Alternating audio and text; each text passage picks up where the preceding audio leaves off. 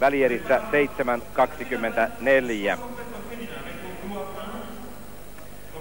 Seuraavalla radalla Gail Devers, Yhdysvallat, joka täällä aika tiukan taistelun jälkeen pääsi finaaliin, mutta tässä vielä Endurance Ojokoulu, sitten Gail Devers, joka Kreikan Tanun kanssa juoksi tasakilpailu, mutta tuhannesosa sekunnit taas kerran hänen puolellaan. Ennätys 6.95 on juostu 4 vuotta sitten, jolloin hän voitti halli maailmanmestaruuden, eli 93. Tänä vuonna 7.15 se syntyi välierissä. Nyt täällä. Sitten hänen vieressään Irina Privalova. Maailman ennätys hänen nimissään 6.92. 7.08 täällä välierissä. Maailmanmestari jo vuonna 1991, 93 hän oli toinen häviten silloin Diversille 200, mutta hänellä on hyvä sarja hallikisoissa. Hän on maailmanmestari 4 vuoden takaa 200 metrillä ja 2 vuotta sitten voitti maailmanmestaruuden 400 metrillä, joten kaikilla pikamatkoilla hänellä on halli maailmanmestaruus. Chandra Sturrup, Bahama 7 ja 10, välierissä oma ennätys, Bahaman ennätys, olympiakisojen 4. viime kesänä Atlantassa ja 6. 200 metrin finaalissa olympiakisoissa. Frédéric Bangui, Ranska, 7.11 tällä kaudella Lieväänissä, Ranskan ennätys 7.16 välierissä, nuorten Euroopan mestari 100 metrillä ulkoradoilla vuonna 1995. Erittäin hyvä sprinterityyppi, mutta saattaa olla, että tulevaisuudessa on parhaimmillaan, voi olla vielä hieman nuori ja kokematon näissä karkeloissa. Jouluotarataa juoksee Chioma Ajunva, Nigeria, pituushypyn olympiavoittaja, mutta myöskin erinomaisen hyvä sprinteri. Juoksi 5 vuotta sitten ulkoradolla 10.84, jota ei ole hyväksytty Afrikan ennätykseksi, mutta sitä vastoin viime vuonna 10.88 ja se esiintyy myöskin Afrikan ennätysmerkintänä. Eli tiukka kilpailu, kuten totta kai lyhimmällä matkalla on, mutta taitaa taas kerran olla niin, että Devers, Privalova etukäteissuosikit, mutta tässä porukassa yksikään ei ole vailla mahdollisuuksia. Ojokoulu, Nigeria, Devers, Yhdysvallat, Privalova, Venäjä, Sturrup, Bahamasaaret, Bangui, Ranska, Ajunva, Nigeria. Yksi heistä on mestari 7 sekunnin kuluttua lähdöstä.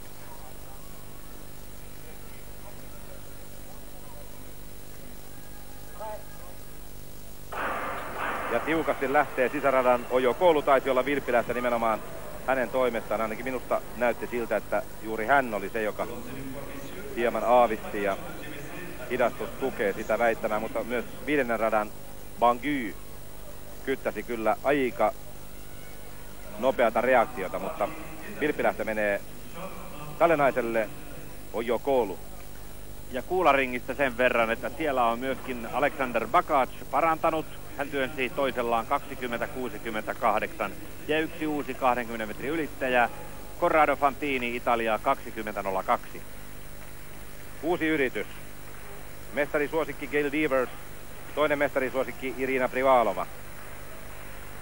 Molemmat vakuuttavan hyviä välierissä, myöskin alkuerissä. Niin oli myöskin Chandra Sturrup ja myöskin Frédéric Bangui.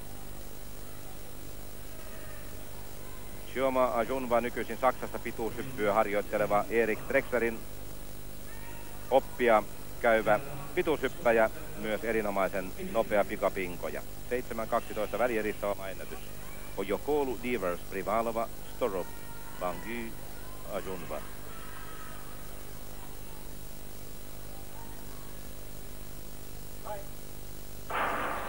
Devers sai aika hyvä näytön, myöskin Privalova lähtee liukkaasti liikkeelle ja nämä kaksi taistelevat, mutta Privalova loukkaa jalkansa ja Devers syöksyy ylivoimaiseen mestaruutensa. Siinä jokin kramppi iski Privalovan nilkkaan tai polveen aika pian lähdön jälkeen. Hyvin hän lähti liikkeelle, hyvin lähti myöskin Devers ja kiihdytys oli taas hänellä mahtava ja mestaruus tulee loppujen lopuksi helposti 7.05. Muista ei ollut vastusta tällä kertaa. Tässä näin katsotaan nyt missä se tapahtuu. Näin siinä alkaa tuntua ja nilkka näytti ikään kuin pettävän ja Devers karkaa muilta selvään voittoon. Sturrup taitaa olla 2 ja sitten Ajunva 3, mutta tämä tiukka taistelu, kyllä se on reidessä sittenkin, missä paukku tuntui Privalovalla ja juoksu loppui käytännössä siihen. Ja Devers nappasi reilun mestaruuden 7.05. Dramatiikka sisältyy pikamatkoihin aika usein ylimääräisenä mausteena. Nigerian Aliu joutui miesten välierissä poistumaan radalta 2 vilppilähdön jälkeen. Nyt Irina Privalova sitten menettää pelinsä loukkaantumiseen kesken juoksun, joka on tottunut voittamaan. Ja 0,007 sekunnin erolla otti finaalipaikan ja finaalissa taas sitten oli loppujen lopuksi aivan ylivoimainen Gail Devers Yhdysvallat. Toinen Yhdysvaltain edustaja on kuularingissä John Godina ja kuula lähtee vihaisesti ja lentää kauas. Jälleen pitkä työntö. John Godina on tällä hetkellä kuulakilpailussa toisena. Kuulakisaa johtaa Juri Bilonov, ainoana yli 21 metriä työntänyt työntäjä Ukrainan Juri Bilonov 21.02, Godina muuta kuin sijoille 5 ja 6 tässä. Terävän juoksun terävä voittaja. Olipa nokkelasti sanottu. Oli nokkelasti sanottu ja siinä mitalikolmikko ja Mika Halvari on kuulaympyrässä. Sinne nyt, kiitos. Ja sinne mennään ja Mikan kuula ilmassa eikä ole